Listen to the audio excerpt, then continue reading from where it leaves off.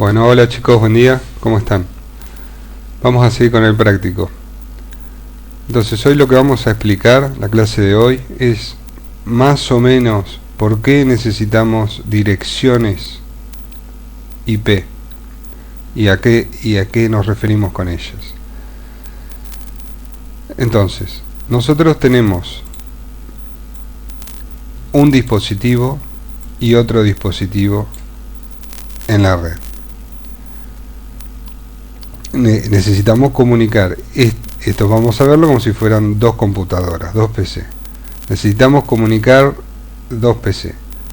Entonces, para poder hacer eso, esta PC tiene que tener instalado la pila de protocolos TCP/IP y esta otra también.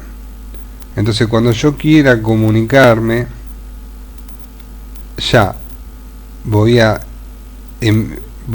crear un procedimiento, o sea, abrir una aplicación que por mí, digamos, utilice este modelo de software o este software para enviar y recibir datos.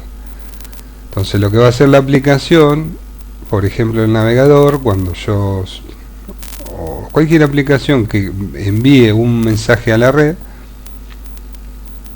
va a utilizar el modelo OSI perdón, y va a crear un paquete de datos, ¿no? Un paquete de datos que va a ser enviado a la red, y básicamente es eso.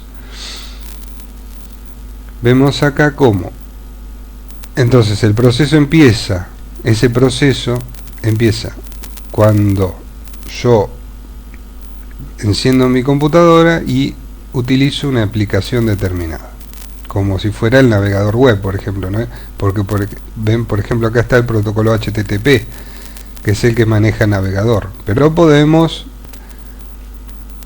hacer uso de protocolos FTP, Telnet, por ejemplo, o sea, acceso remoto. Hay muchas maneras de usar la red, ¿no? Y de usar la pila de protocolos. Entonces, por ejemplo, volviendo al ejemplo,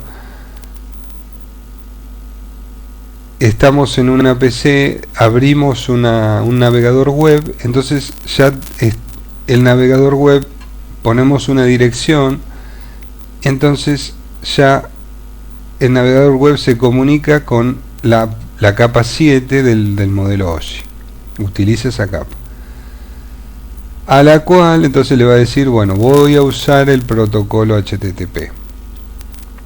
Entonces eso va bajando por las distintas capas del modelo, donde cada capa va haciendo su trabajo para finalizar en las señales eléctricas que van a viajar por el cable y van a ir al otro host, ¿no? Al otro extremo, el cual en este extremo va a ser el proceso inverso, va a recibir señales eléctricas y va a ir subiendo por las distintas capas del modelo de software TCP/IP, decodificando todo eso para lograr una presentación en pantalla de los datos. Entonces,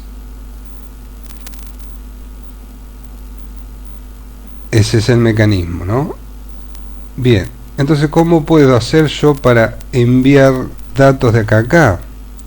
Necesito identificar de alguna manera esta máquina. Yo estoy en esta máquina y de alguna manera tengo que saber cómo llamarla a esta otra para poder enviarle un mensaje. Entonces yo podría decir cualquier cosa, un número, cualquier cosa de esta máquina. Para eso está el protocolo IP, para denominar la computadora, digamos, de una forma jerárquica, que yo pueda con este tipo de direcciones también generar agrupamientos, o sea, separar las redes en grupos de redes. Bien, pero supongamos una cuestión. ¿Qué pasa si en vez de haber esta figura tan simple, en vez de tener esto, tenemos otro host más? Tenemos una impresora. Ahora no puedo, desde mi placa de red tiene una sola entrada, no puedo sacar dos cables de acá y hacer esto. Necesito pasar por un dispositivo intermedio donde voy a conectar mi PC a un puerto de este dispositivo y después del dispositivo de cada puerto voy a poder conectar los siguientes dispositivos. Entonces, el dispositivo más primitivo en este tipo de cuestiones se denomina hub. Bien, vamos a ver cómo funciona esto. ¿Cómo conozco la red? Imposible, ya no sé cómo conocer estas máquinas. Entonces, sí o sí voy a necesitar una dirección de algún tipo, una identificación para poder enviar el mensaje, el cual va a salir de esta máquina y va a entrar en este dispositivo que no tiene ningún tipo de inteligencia. Entonces esto lo que va a hacer es repetir la señal, solamente repetir, para acá y para acá. Entonces, como yo envié el paquete de datos con una dirección IP, estas máquinas van a tener que tener asignada una dirección IP dentro de la red para poder contestar el mensaje. Entonces el mensaje va a ser enviado, va a ser repetido, y después la que tenga la dirección IP del mensaje va a contestar, la otra no va a hacer nada. Entonces va a contestar, esto va a volver a repetir todo, el mensaje va a llegar acá y va a ser procesado, ¿sí? Ahora esto ya requiere un protocolo de capa de enlace, por ejemplo, que controle las colisiones, porque al repetir tanto esto es muy ineficiente, genera que los paquetes choquen, las ondas eléctricas choquen los paquetes de datos y bueno, tengamos problemas de comunicación. No se olviden que esto es un proceso mecánico, o sea, acá no hay magia.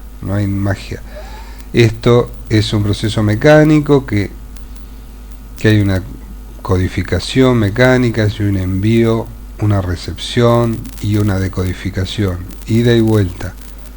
O sea, hay que esperar tiempos, hay que establecer sincronismos, porque al ser mecánico esto trabaja con un reloj. Estas máquinas, antes de proceder a hacer las comunicaciones, se sincronizan en la red. Entonces luego salieron los switches, o el switch, ¿no? Este dispositivo se dice que es un dispositivo de capa 2 porque de alguna manera tiene una inteligencia para aprender el camino, para evitar repetir tanto.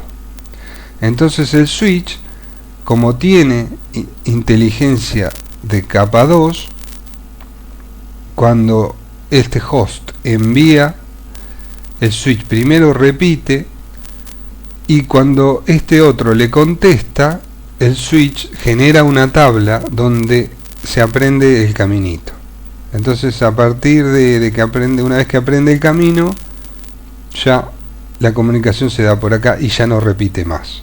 Entonces ahí el switch evita las colisiones. Para poder hacer esto, el switch lo que hace es grabar una tabla con la dirección MAC de esta máquina y la dirección MAC de esta máquina, asociada al puerto. El switch va a decir, esta dirección MAC está asociada a este puerto y esta dirección MAC está asociada a este puerto. Entonces, ¿a qué quiero llegar con esto? Que las direcciones MAC las utilizan los dispositivos de la red. Y las direcciones IP las utilizan las personas para identificar los hosts en la red y para generar una cuestión jerárquica y una cuestión de orden y de identificación necesaria. Bien, entonces, dicho esto,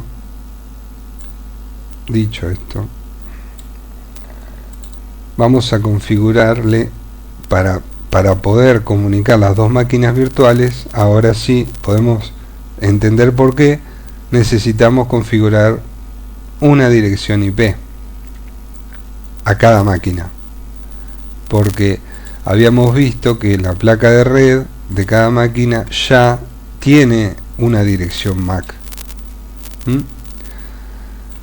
Entonces